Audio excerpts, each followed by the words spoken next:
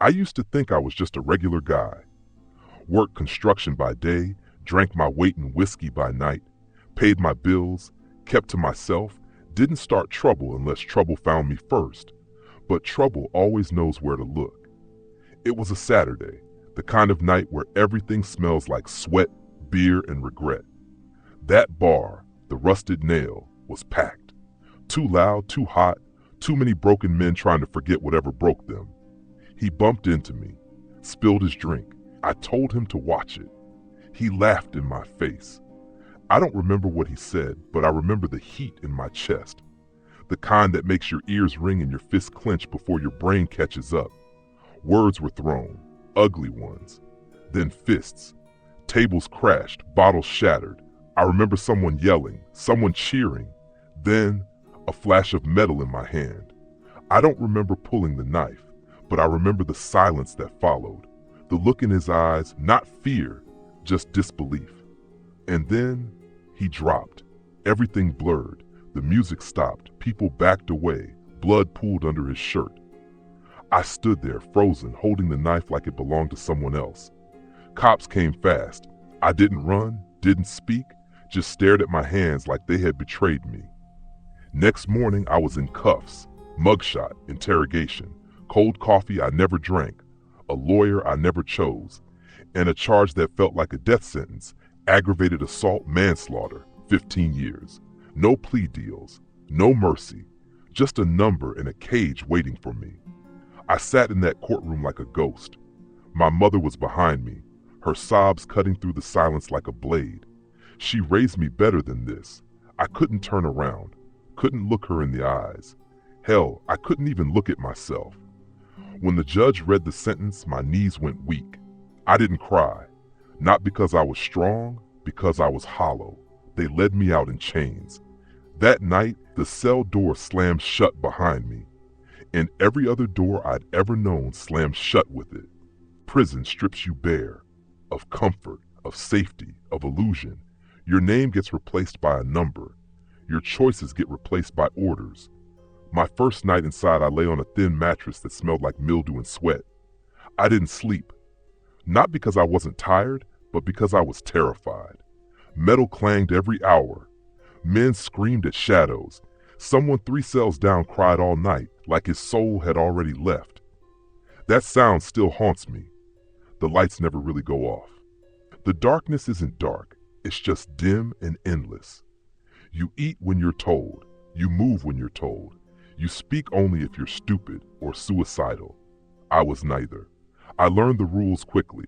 Don't stare too long. Don't ask questions. Don't owe anyone anything, ever.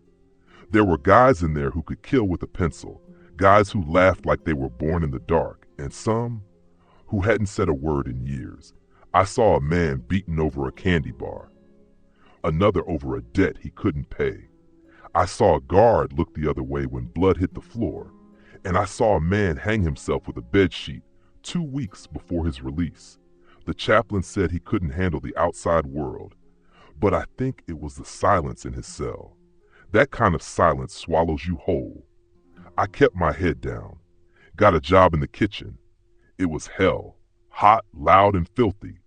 I burned my hands more times than I can count. One time, boiling water splashed my wrist and blistered the skin off. No one blinked. Pain becomes part of the routine. I dropped weight, couldn't sleep more than 2 hours at a time. My back hurt constantly. Time started to blur, days, weeks, months, all the same. But the worst part? I started to believe I deserved it. Not the punishment, not the sentence, but the emptiness, the rot growing inside me. I stopped hoping, stopped dreaming, just floated, a dead man walking with a heartbeat. The food tasted like cardboard. The air smelled like bleach and piss. Conversations were either threats or transactions. You want peace? You pay for it. You want respect? You bleed for it. Some guys pretended, put on masks, acted tough, but every night we all heard the same scream in our heads. Loneliness here isn't quiet, it's loud. It screams in your skull every single night. It wasn't a big moment. No bright light, no grand speech, just a patch of dirt. Dead, cracked, forgotten. I passed it every day on the way to the chow hall. Never looked twice. It was just another piece of this place, ugly, useless, broken. Then one afternoon, I saw someone crouched down in it, an older inmate, quiet type, been inside longer than I'd been alive. He was digging, bare hands in the soil, focused, like it mattered. I stared for a bit, then asked, "Why?" He didn't look up, just said, "Because something needs to grow in this place." The words hit me harder than I expected. Next day I came back, didn't plan to help, not really, just stood nearby watching. But he slid over a rusted trowel without a word. So I knelt, dug, turned soil that hadn't felt purpose in years. It smelled different, earthy, real. We didn't talk much, just worked. It was slow. The guards watched but didn't interfere. Maybe they thought we were harmless. Maybe they were right. We planted tomatoes, then mint, basil. A week later, sunflowers. I hadn't touched life in years, not like that. Not something that grew because I gave it care. There was something sacred in that dirt. Some days I'd forget where I was, just focus on the green sprouting from brown, the rhythm of watering, pruning, protecting. I started looking forward to mornings, not because of freedom, there was none, but because the garden was waiting and it needed me. It gave me something to lose sleep over, in a good way. Then one day, a younger inmate sat beside me. Gang tattoos, angry eyes, never smiled, just watched me work. Minutes passed in silence. Then he said, "You make this place feel less like hell." He stood up and left. I froze, didn't say a word, just stared at the soil in my hands. My fingertips were dirty, but for the first time they didn't feel stained. Something shifted inside me that day. Not a thunderclap, just a slow ache, like a wound starting to heal. I didn't cry, not outside, but something broke loose in my chest. Since the night I stabbed that man, I hadn't wanted anything but silence, to disappear. But now, I wanted to do something right, even if it was just a garden, even if it was just once. The garden grew, and with it, I changed. I started waking up before the others, just to check on the seedlings, to brush off the dust, chase away the ants, make sure nothing died in the night. I asked the warden for more tools. He gave me what he had. Rusted spades, bent rakes, buckets with holes. I didn't complain. I made them work.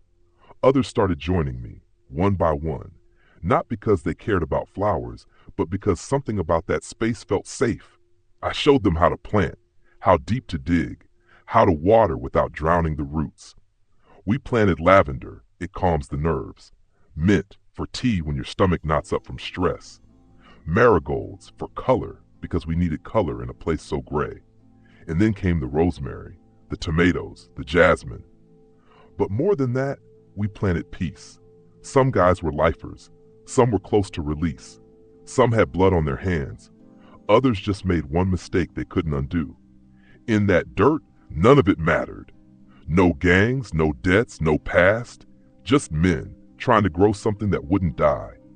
Every seed I pushed into the ground felt like a whisper, a silent, not to the man I killed, I'll never get to say it to him, but to the world, to my mother, to myself.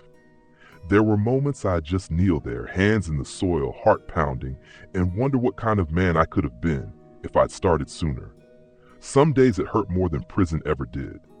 One morning, the warden came by, walked the edge of the garden, took off his sunglasses, looked around like he'd never really seen the yard before. Then he said, "You've done more with this place than we ever could." And he meant it. That stayed with me, because for years, my hands had been instruments of pain, rage, destruction. Now they healed. They coaxed life from ruin. It didn't erase what I'd done, didn't bring back the man I took, but it mattered.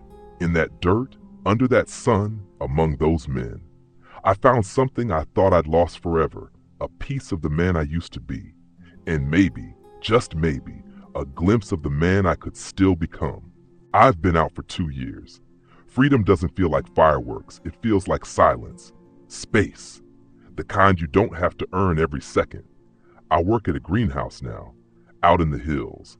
It's quiet, peaceful, the kind of quiet that doesn't threaten you.